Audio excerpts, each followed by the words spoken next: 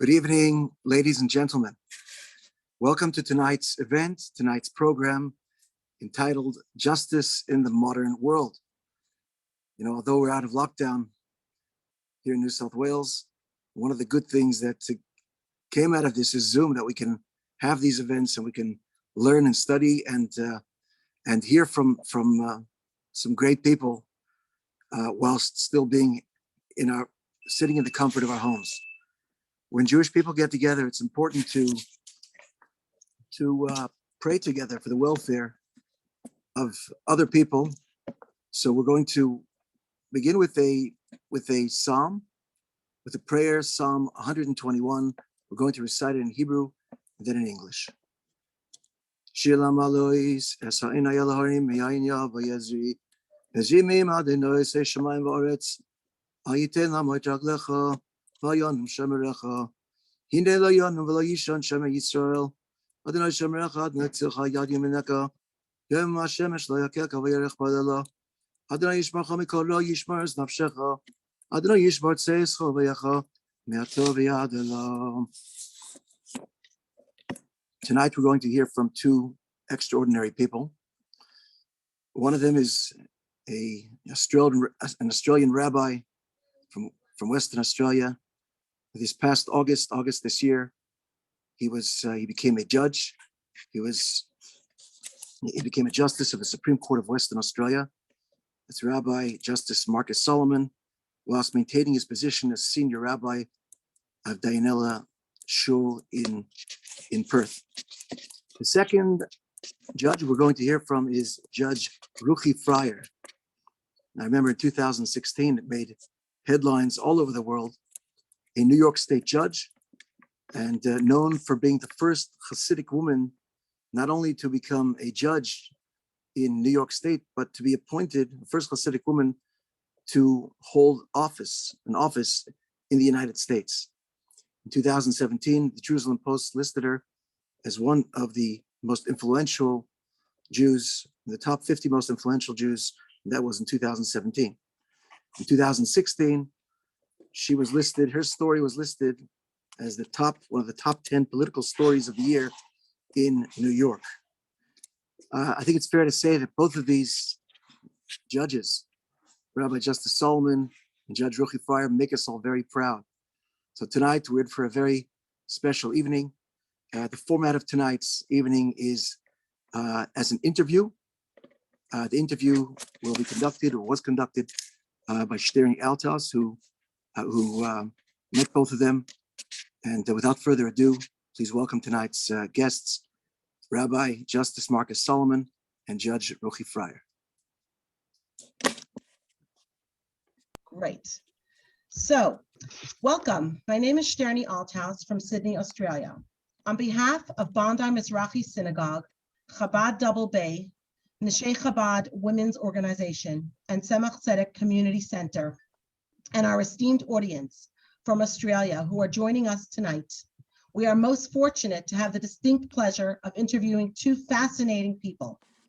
Judge Ruchie Freier, a New York City criminal court judge, and Judge Rabbi Marcus Solomon, Justice of the Supreme Court of Western Australia.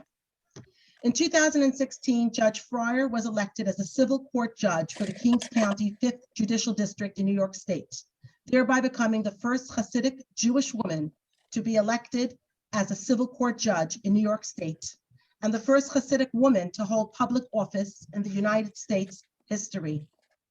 She was assigned to serve on the criminal court in the Kings County 5th Judicial District.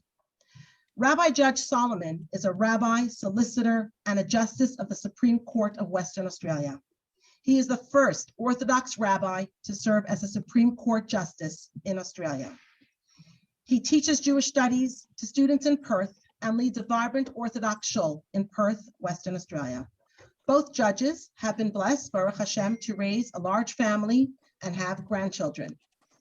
I would like to thank both Judge Freier and Judge Rabbi Solomon for agreeing to participate in the event tonight, which will highlight what justice in the modern world looks like through the eyes of two Orthodox, and may I say Chassidic, Jewish judges.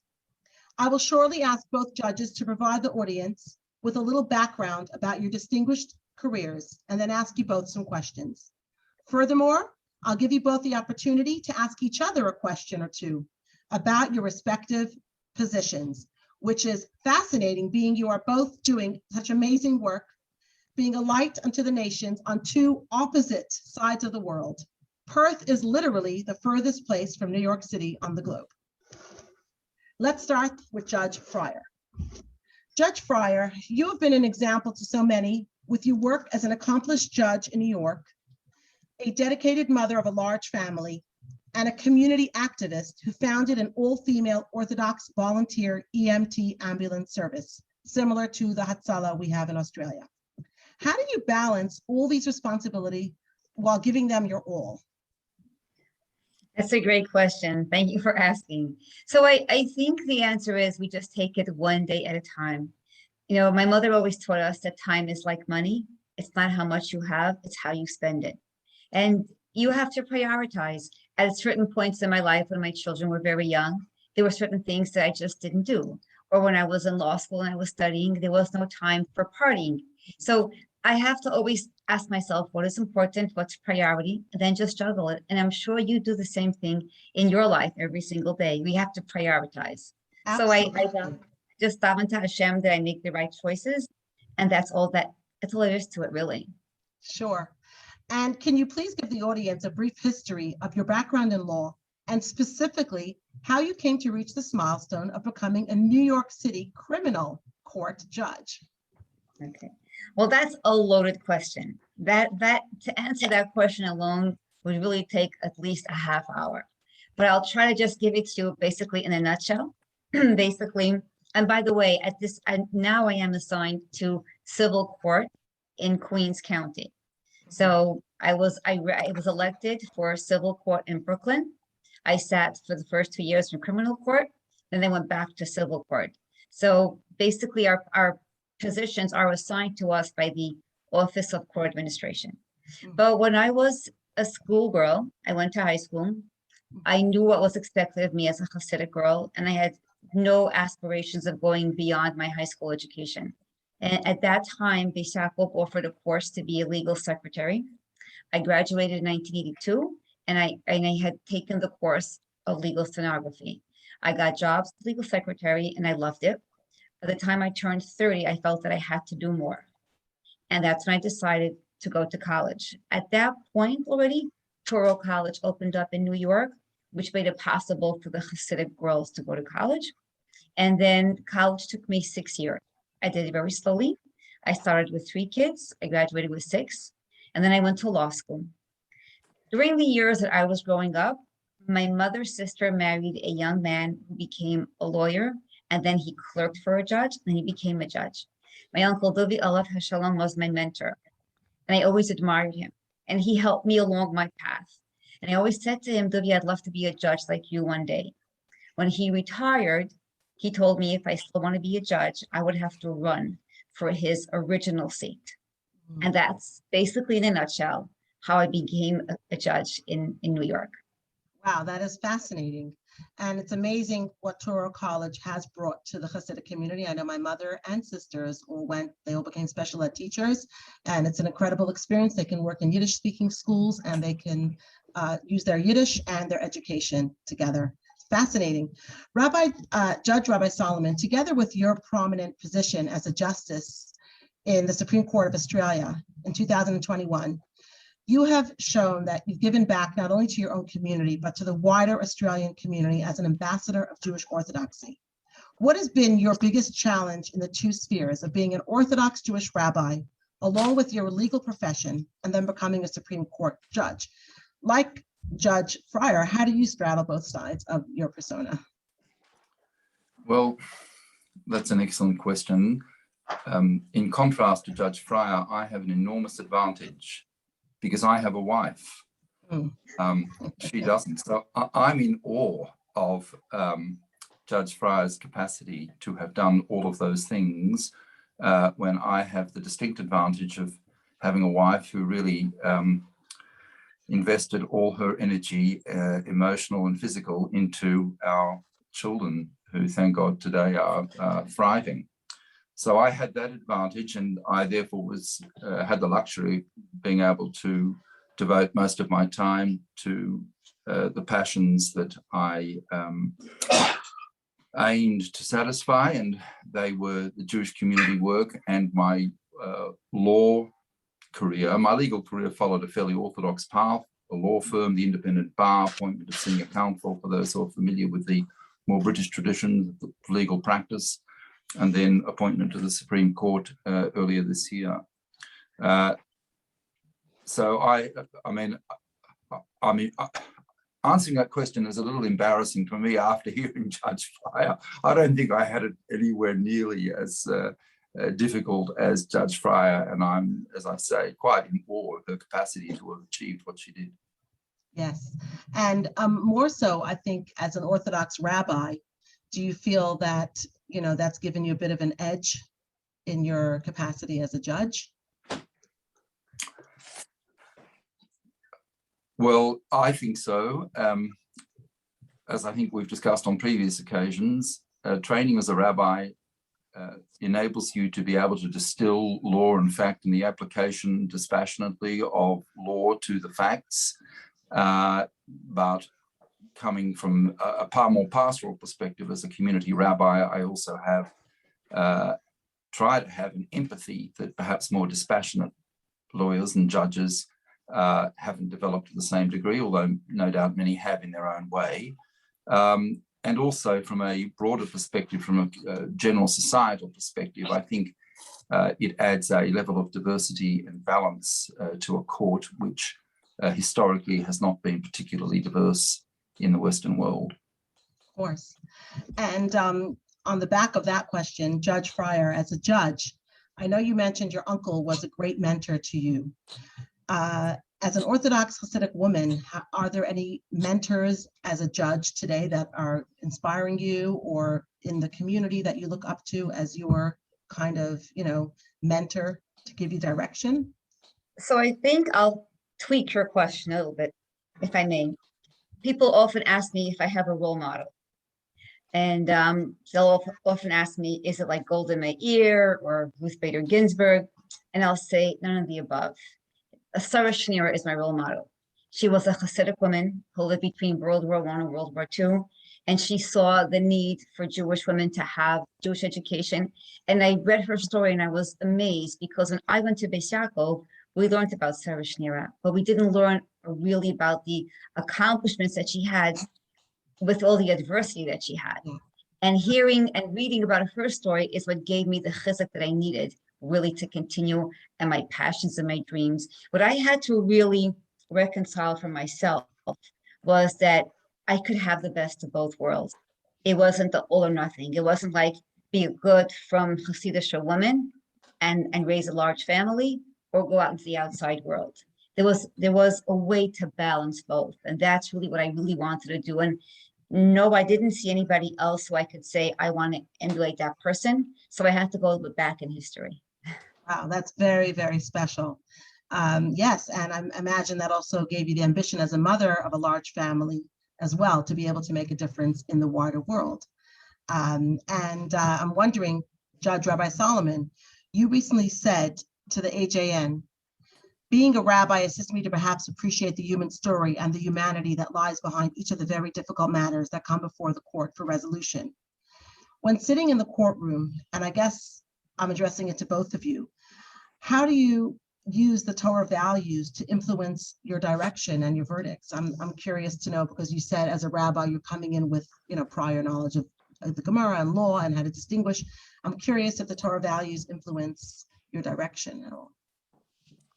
Well, that's quite a controversial question, Shirley, because as you know, and I'd be interested in hearing from Judge Freier on this, in Australia and perhaps other Western countries, although maybe not the United States, there's an enormous suspicion of people who take public office who have overt religious convictions, because it is thought that they bring those religious convictions to the determination of the matters before them rather than applying secular law. And so it's that in itself is perhaps a controversial question in a way you did not intend. But every judge brings to their job their own background and their own set of values. I have a set of values that is a product of my upbringing and my education. And no doubt they inform the way I think and the perspective I bring to cases. But I don't look for the particular answer to a legal problem in the Gemara or in Chumash. I apply Australian law to the matter before me, but I have a perspective which is generally informed by my religious background. Right, that's fantastic to hear, that people should never judge, that we're actually straddling both worlds, but we can actually apply Australian law where it needs to be and come with our values that doesn't affect our own, sway in our lives. Judge Freier, what are your core beliefs? I know you said that you're now in the civil court and you were in the criminal court for 2 years, but what are your core beliefs in treating criminals in the justice system based on the Torah and coupled with the law of the land? Like, do you have a specific perspective that made you, follow a certain derech, so to speak? So, I don't know how the courtrooms look in Australia, but in America, the judge sits between two flags. You have the American flag and then the state flag. And above me are the words, "In God we trust." And that always puts me into perspective. Our founding fathers were men of faith. Our country is founded on principles of faith. And I think that my background and my faith is what actually helps me. So especially when I was in criminal court, the concept of compassion, the concept of speaking to every person like they're a human being with potential. And I would talk to these young defendants from the inner slums sometimes, who were recidivists. They had rap sheets, which was their criminal history report. That could be a book sometimes. They were arrested from when they were teenagers, and I would tell them, you can't control your past, but you have to believe in yourself and you could control your future. And, the concept of a person has potential and a person can do tshuva, all those concepts are universal. I had grown men cry in my courtroom during arraignments. So I find that my faith gives me that background and the strength to do my job every day. Wow, it sounds like you both have such a rich, beautiful background to always guide you, and yet with the law of the land, and it's beautiful, Dina de Malchus Adina, and yet using the Torah values. It's a beautiful thing, and it's a big Kiddush Hashem to see and to hear both of your responses. Can I ask you, Judge Freier, can you give us a personal example of tools that have helped you both personally grow in your field as a person and devout Chassidic Jewess? You're talking about tools in Judaism? Yeah. Okay, so I'll start with one that's for me very important, which is prayer, tefillah. Yeah. So I try to daven 3 times a day for many years now. And I remember when I was starting law school, I was concerned about davening mincha, the afternoon prayer, because it has to be done before the sun sets, especially in the wintertime. It could become challenging. And I remember the time when I was looking for a quiet place to daven. And I also remember that I decided I was going to do outreach work while I was in law school. Well, anyhow, I thought that my prayer was done pretty privately and my outreach work was done pretty publicly, because I feel that I can't hide who I am. I have to be proud of it and talk about it in order to be successful. I remember it was close to graduation in law school, and I wanted to thank the security guards, because when I would do my outreach work, they would always help me open up the back door, carry in my props, leave the lighting open for me. So I went to them and I said to them, thank you so much. I can't believe I'm graduating already. I'm going to miss you guys. And they said to me, yeah, we're going to miss you with your little book.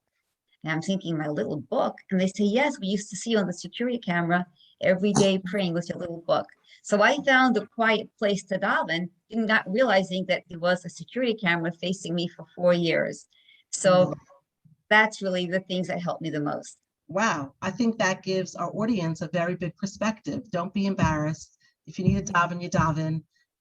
There are many deals that were hanging on those minutes, and people went off to daven and they were signed afterwards because they saw someone go daven mincha. That happened to my father-in-law in Asia. He had to get up in the middle of a meeting to daven mincha, and he thought for sure he lost the deal. And they said, Adarabah, because you got up to daven, we're going to sign on the spot. I'm sure Rabbi Solomon, that would have been also in your experience. Yes? I've had many such experiences with mincha in particular. There is a Chassidic mimer by one of the Chabad Rabbeim, based on the midrash, that a person is particularly, or in fact invariably, answered at mincha. And why mincha? Precisely because of the challenges that Judge Freier just illustrated. Yes.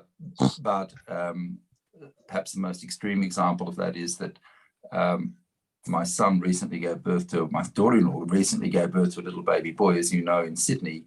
And because we can't travel within Australia, we had to participate in the bris by Zoom. So I had to adjourn the court, actually, so that I could participate in the bris of my grandson. So that was a first. But in terms of inspiring sort of events, such as those that Judge Freier has spoken about, my background was in civil and commercial matters at the bar, not in criminal matters, but in our court, because it's a superior court, all judges have to do matters across the board, including criminal matters. And my first substantial matter actually was a criminal matter of a person who was in prison with a very long and nasty history of criminal conduct. And that Sunday, the Sunday before, I had just learned with my high school kids that I teach on Sunday, the Rambam on the laws of court conduct in Hilchos Sanhedrin, and the degree to which Judaism and halacha goes to treat people with dignity who come before the court. And in fact, the laws of natural justice and the treatment, the dignity that must be afforded to litigants before the court is quite extreme in halacha. It goes further than civil law, so that there's even a rule that if a person comes more elegantly dressed than their opponent, then they either have to dress down or pay for the other person to be dressed up, so that the person doesn't feel that there isn't an appearance that one person is being treated more fairly than the other, more kindly than the other, and so that the other person doesn't feel or perceive that the court may afford a greater level of honor or attention to one rather than the other. So remembering that I had just learned that when I had my first big criminal matter, and this chap came before me who was still in prison and been in prison for many years and had done some rather unspeakable things. But the reminder to treat that person with the dignity of the Tselem Elokim that lies fairly deeply within him, but within him nevertheless, was quite an important aspect of the way I was able to approach the matter. Wow. That gives us a lot of food for thought as teachers, as parents, as living in diverse societies. When we meet people, we can learn a lot from how you both express the way that people deserve their dignity, no matter what is in their history and their past. May I ask at this moment, I would like to pause and give you both an opportunity to ask each other a question before our final question today. Both of you being such accomplished Jewish judges, yet living on opposite sides of the world, it must be interesting to hear each other's perspective. Would any of you would like to go first? Sure. So, Judge, are you called Your Honor? In court, not on Zoom schmoozes. Okay. So how is the court system structured? Because in New York, the Supreme Court, especially in Brooklyn here, the Supreme Court is not the superior court. So we have lower level courts and we have appellate courts and we have the Court of Appeals. And then in New York, after a case goes all the way up to the Court of Appeals, then it would go to the United States Supreme Court, which is the Supreme Court of the land. You have a state Supreme Court system as well, don't you? Right. We have a state system, but the state Supreme Court is not the highest authority. It would be the Court of Appeals in Albany.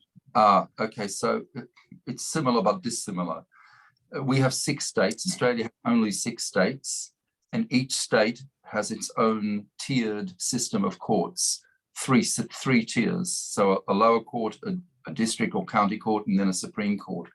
The Supreme Court is the court of ultimate authority or unlimited jurisdiction in each state, both at first instance and on appeal. So appeals from the two lower tier courts come to the Supreme Court, and if matters are large enough, then they go in the first instance to the Supreme Court as well.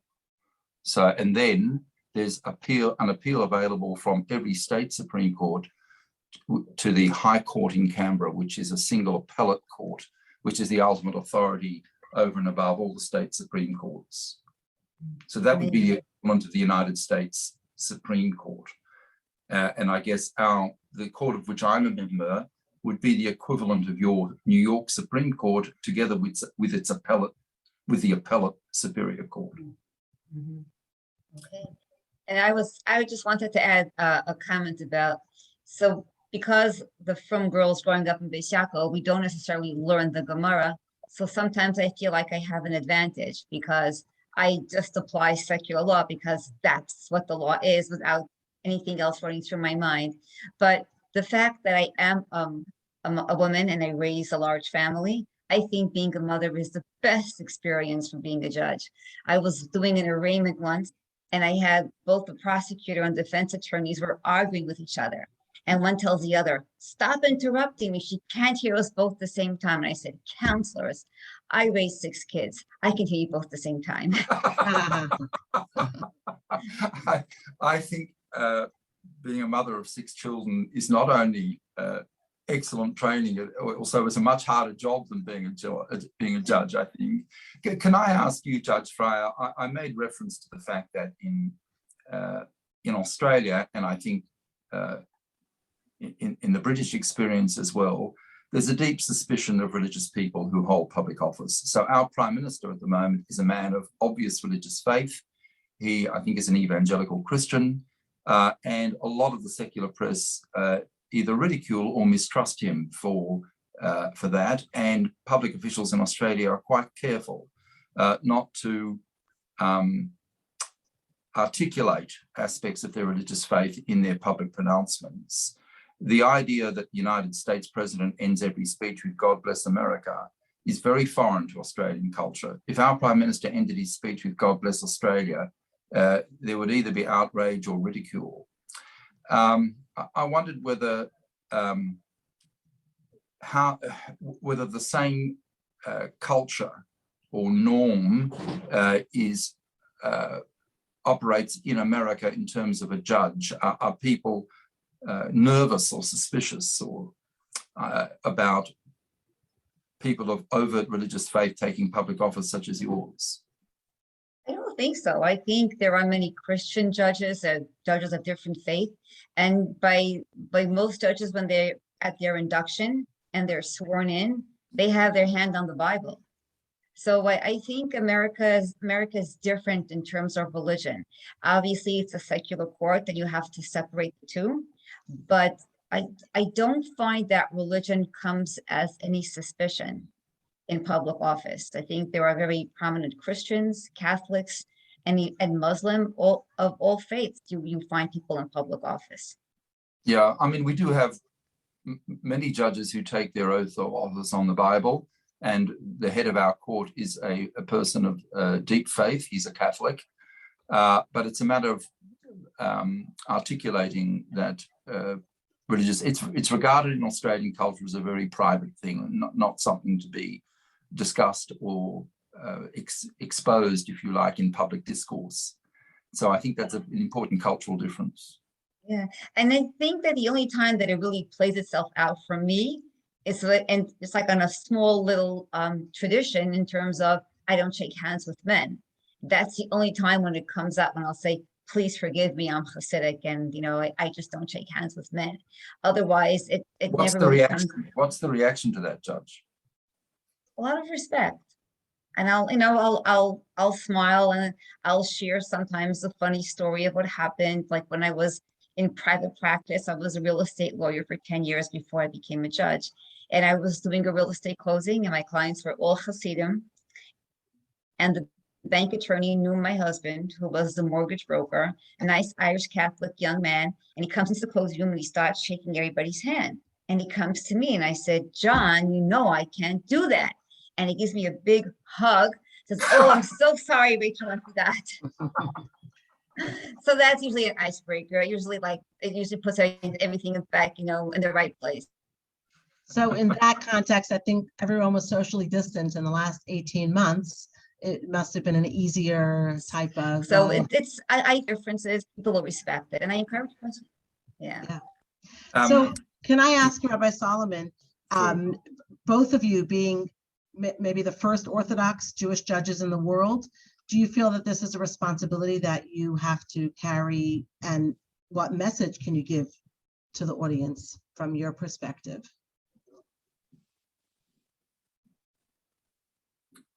Sorry, is that to me, Sterling? Yes, I'm going to ask Judge Freier the same question. I'm sorry. Well, the short answer is yes, I do think it carries a responsibility. And it's one of the reasons that I took the appointment. Unlike the American experience, there are no elections. You don't put yourself up for election as a judge in Australia. You're appointed by the court or by the government in consultation with the head of the court. I do think it carries a very large responsibility to show not only to Jewish people, but certainly in Australia to all people, that you can perform important public functions and at the same time be a person who lives by a deep commitment to religious faith, with a belief in God and a belief in religious practice. And I think that's a very important lesson to everybody. My particular interest also is in conveying that message to the Jewish community, that learning in yeshiva, religious commitment, and doing it proudly and loudly is no barrier to any success in any profession, and in this case, the legal profession. And on the contrary, I think it's a great benefit to people who enter into the profession to maintain that religious faith. Wow, that is such a powerful message. And I have got a son in the legal, he's finishing off now. He's doing a law and commerce degree at UTS. And if his friends could hear that from you, I think it'd make a very big impression, because you've gone through the whole range of, the studying and the working. Next time I'm in Sydney, I'd be happy to meet them and tell them. Absolutely. There's a whole bunch of them. Judge Freier, in Australia, university students can sleep at home. So you don't have to go onto campus. So you can study all day and then come home. You have your kosher home, you have, your own personal bed, so to speak, your own Yiddishkeit, and it's a different system. So many from boys and girls are able to go to university and maintain their religious convictions, whether the Chassidic, whether Adas, whether, Mizrahi, all communities. It's a very accepted thing here. It's not like in New York that it took us to have Touro College to get many of the Chassidic girls and boys able to join, all boys or all girls university. So it does help, but it's still a very important message, because, they're mixing with a lot of different people, and there are challenges, and it's a big nisayon. So I think both of you are giving a very important message to our youth, that you can be frum, you can be Chassidic, and you can have a profession while maintaining your religious conviction all along. I'm just wondering for yourself, Judge Freier, what responsibility does it carry for you? Is it similar to what Judge Solomon said, or do you have a different perspective? Absolutely, 100%. I think that knowing that people are looking at me and making judgments about Jewish people based on my actions is very important. There are many Jewish judges in New York, although none of them really from the real Chassidic community. So I think that's where it comes in. And I also have a responsibility of the people that I hire to work for me. I think it kind of has, it's not just me, myself. It's who I associate with, and the things that I do, and the things that I say, and the way that I dress. It's certainly a huge responsibility, but we have to just always remember, Shivisi Hashem Lenegdi Summit, always remember Hashem put us here, Hashem put me where I am, and I just try to do the best that I can. And I just opened the door for questions. I also try to share. So every Friday, I'll bring in some regalach or some treats for Shabbos, and I say, I'm going to go home to celebrate the Shabbos. I want to thank you for accommodating me. And before Yom Tovim, I'll bring in honey cookies before Rosh Hashanah. I'll just try to share all the holidays that we have. So this way it brings a pleasant feeling in the courthouse. Beautiful. And Bahashgacha Pratis, you're sitting in a court, you're an example to so many frum girls who are looking to make a career and have a frum home, raising a large family, plus all your community activism with setting up Ezras Nashim and all that. And as well, Rabbi Judge Solomon, as well as, being a rabbi, still teaching a cheder, even though you've got this capacity as a Supreme Court justice and you're still teaching in a cheder. I think that is an incredible message to our youth. You can still give back to our community, to the community at large, to your family, and be in a position of such great stature, and as well keeping your Yiddishkeit at front and center of your life. Just wondering if there are any questions between Judge Freier and Judge Solomon that haven't been answered yet, because I understand that Judge Freier will have to go soon. So I'm just curious if you want to ask last question or make a comment to our audience. I want to thank you all for inviting me, and I want to just let to all the young girls out there, women out there, know that you can have it. You can really have dreams, aspirations, but get yourself help. Don't do it without proper help in the house. I know some people try to do everything by themselves. There's no need to do it by yourselves. Get yourself the right help you need, because you're going to need it. And I think also that I was very blessed to have a wonderful husband who supported me all the time. And I live very close to my mother. That also helps a lot. Absolutely. I can't say the same. I live in Australia. My mother is in Crown Heights, Brooklyn. I've been here for 27 years, but like you, I found it very important to be a very good mother, but also to give back through education, teaching in high school, teaching college. And it gives us the richness of what Hashem put us here for. If we're in a certain place, there's a reason. We're not just here to live our own life, but we're here to give back and to be an ambassador of light to the world. So I think both of you are doing an incredible, incredible job. And it is an honor for us to have you on our event this evening. I just wanted to mention it's 9 p.m. in New York and 9 a.m. in Perth and 12 p.m. in Australia. And HaKadosh Baruch Hu, with his infinite wisdom of setting up Zoom, can put us all together to do this. So it's unbelievable what we can do, and that your message radiating from New York to Australia is so powerful. And as well, Judge Rabbi Solomon, as well, in what you're achieving, it's incredible. The proof is in the pudding, because your son is a very well-respected rabbi in Sydney as well. So you've definitely done a very good job in passing that message. So I want to say thank you again to Judge Freier for joining us. You're welcome to stay on for the rest of the evening. Rabbi Solomon kindly agreed to stay on and give some chizuk to the Jewish community, whether Jewish education is in the right direction and how we can improve that. I know he's very passionate about that. Before Judge Freier leaves, I want to know when you can organise for Judge Freier to be brought out to Australia to give that message to every Jewish community that we can take the judge to, because that's her message and her example is unbelievable, is extraordinary. And the sooner we can get that message in front of people in every Jewish community, the better. 100%. We're just waiting for our borders to open. We haven't been able to travel out of the country for almost 2 years now. So Bezrat Hashem, in the right time, when our borders are open to foreign travelers, we would love to have the privilege of bringing you to Australia. My pleasure. I never saw a real kangaroo, so I'd love to come. Yes. And no, they don't deliver the mail, as the rumor is in Brooklyn. Yes. Thank you so much for inviting me. It really was a pleasure and honor to meet Judge Solomon. Amazing. I love the accent, I have to say. Yeah, well, I must say, I didn't pick it up. So the only one on this Zoom is Rabbi Solomon with the Australian accent, but a Brooklynite will always remain. Yeah, I'm going to have to go because my mother's waiting for me. I'm going to go visit my parents. So Shavua Tov, get to Bach. And again, thank you so much for inviting me. Lovely to meet you. Thank you so much. Thank you. Thank you. Likewise. Thank you. Thank you, Judge Freier. Thank you. And Atzlacha Rabbah with all your endeavors. Thank you. Thank you. Rabbi Solomon, you kindly agreed to stay on, and we're so grateful and honored to have you. Is it okay if we ask you to give us a little bit of your time. I know you said recently that being a teacher was the greatest blessing. And I know that for you, it was a great blessing personally and for Perth's community.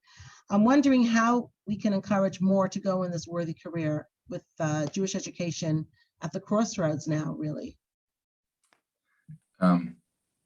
Yeah, thank you, Steri. I mean, I find myself saying this ad nauseum at the moment. And I can't remember who I've said it to and when I said it, but so if people are tiring of hearing me say it, then I'm sorry. But there's an adage in Australia, well, there's an adage in the broader Western society, and that is that those who can do, those who can't teach. There is no adage that could be more antithetical to Judaism and more destructive of a society's future than to think that those who are not adequate to do something should be relegated to teachers, as if teachers is some lowly task that is simply to be undertaken by those who don't have real talent. In traditional Jewish society, the teacher was the premier profession, the most dignified and respected undertaking in a society.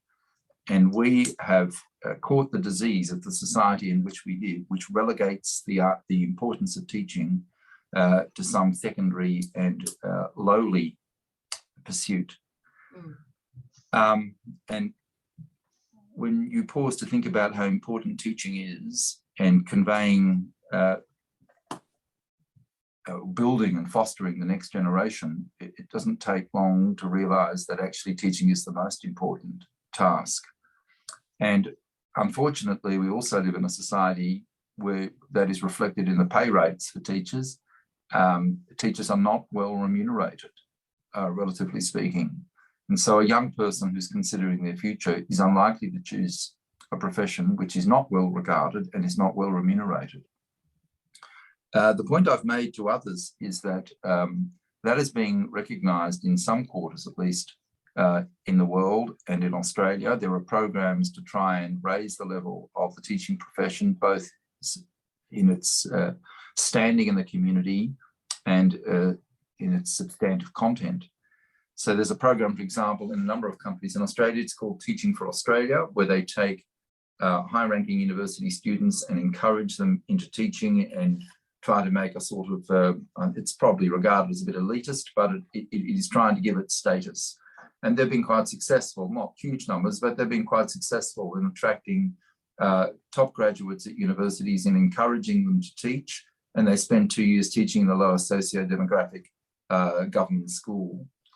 The quip that I have now said often is that what we need is teaching for Am Yisrael, not just instead of the equivalent of teaching for Australia or teaching for America.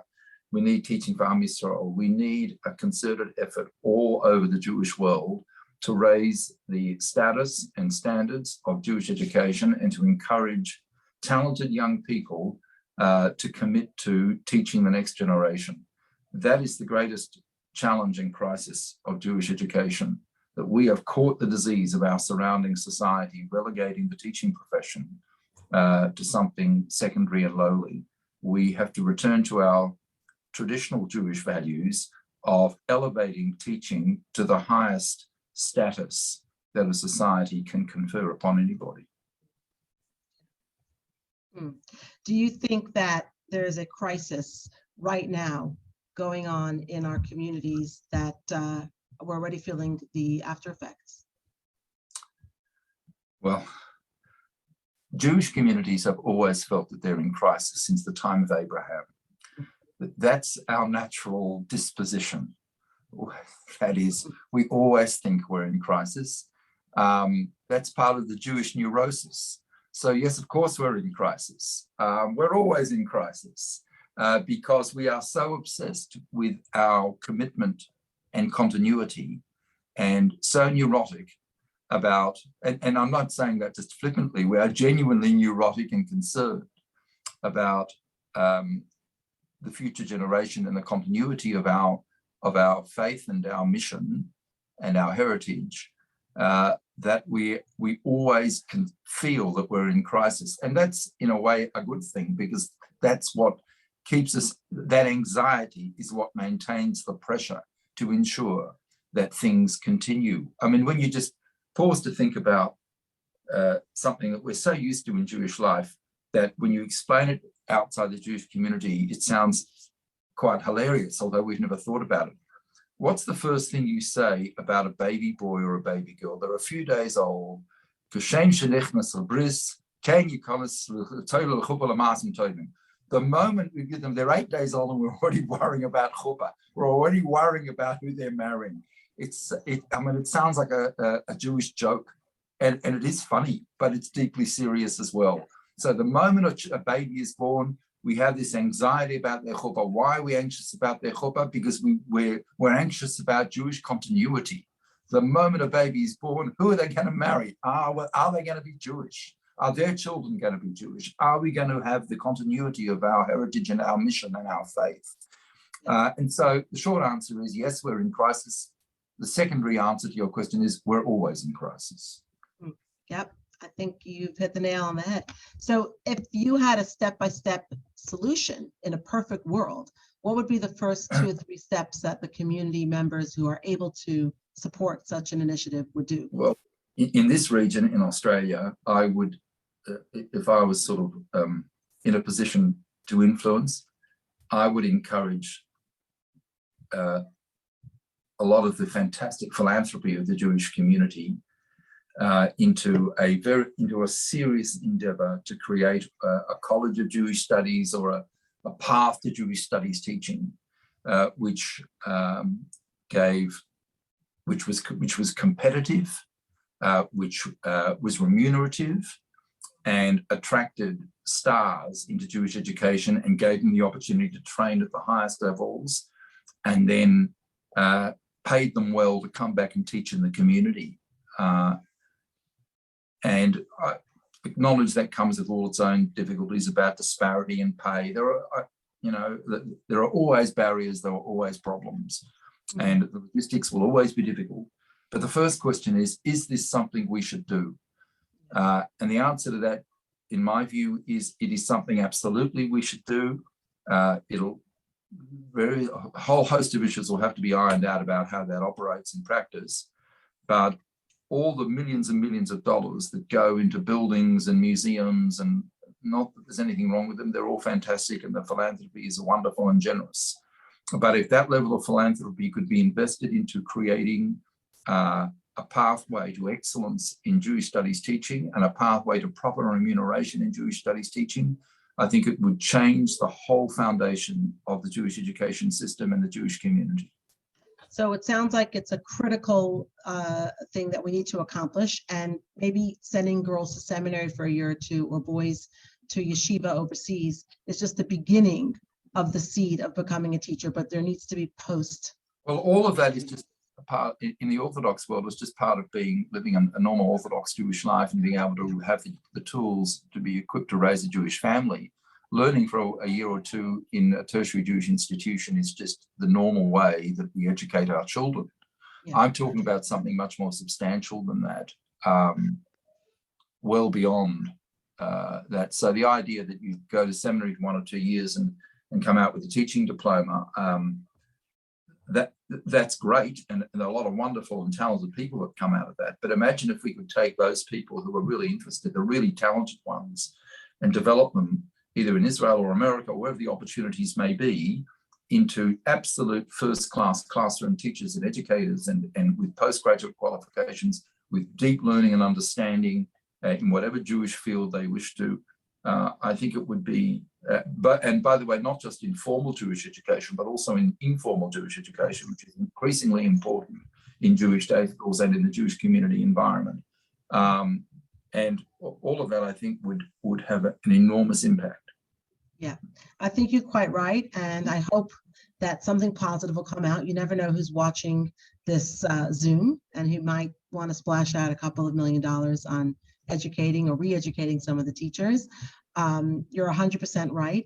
And there are very good teachers out there, but sometimes teachers get burnout when— But there aren't enough. The problem is there aren't enough. There aren't enough. And quite right about the informal as well. I think there has to be a dedicated informal staff on site as well for the after school, for the Sundays. In America, many schools are open on a Sunday. In Australia, they're closed. You have a whole day of things, that could be taught and But in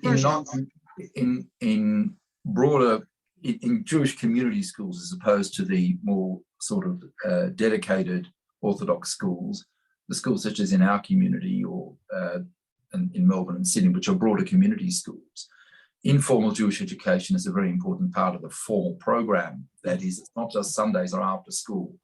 Having informal Jewish activity programs is critical in fostering Jewish identity and Jewish knowledge within the program of the school itself.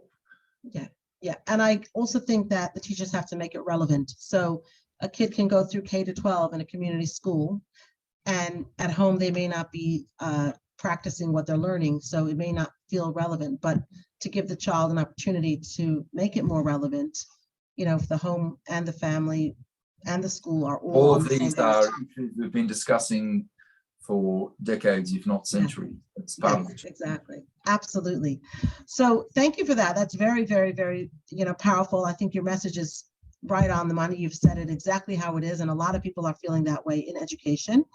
I'm also wondering, I know that you said, you had a very, very good supportive family around you, but from your work and life experiences, is there a message we can take away to help us, the members on the audience, with our work and life balance? Your Ashes Chayil is definitely a very supportive person, and I'm just wondering. I think, I can't remember if I've had this conversation with you or someone else, Shterni, but people have asked, and you asked myself and Judge Freier about work-life balance. The truth of the matter is that our positions have attracted some attention and some media, but everybody struggles with that, and everybody, nearly everybody works very hard and has to balance that against their own families and other pressures. I particularly like Judge Freier's answer to your question about that. Don't try and do it by yourself, and take it day by day. So every day you just work through what needs to be done, and you daven and hope that you can get it done well. So I don't have any secret formula, and certainly I'm no wiser than Judge Freier on that. She's awesome in relation to that particular aspect of the issue. Yeah, but it's nice to hear both from the male and the female aspect. And I must say that it's been an absolute pleasure to have the privilege of bringing the two of you together, literally from two sides of the world, both of you bringing such a light to the entire world in your respective positions. And it's a Kiddush Hashem for everybody. And Hashem should bless you and your family with everything good and success in all your endeavors. And your passion for Jewish education should hopefully yield some good things in the future. Thank you, Shterni, and thank you for having me on. It was enjoyable and a real pleasure. Thank you very much. Thank you so much. Have a good day. You too. Bye now. Hello, everyone. Thank you so much for joining in. I've, over the last 6 months, become accustomed to either introducing or concluding after my father has spoken, and it was really wonderful to hear not just him tonight, but Judge Freier, just two really, really amazing and inspiring people. I've been now to a few talks of my father's, but every time I learn more, and just having Judge Freier as well tonight was really amazing and inspiring, I think, for everybody that joined. So thank you all for joining in. I hope we'll be able to come together both physically and in Zoom over the next month and year with more inspiring speakers. Thank you to everyone who put this together, and have a good evening. Thank you for joining in.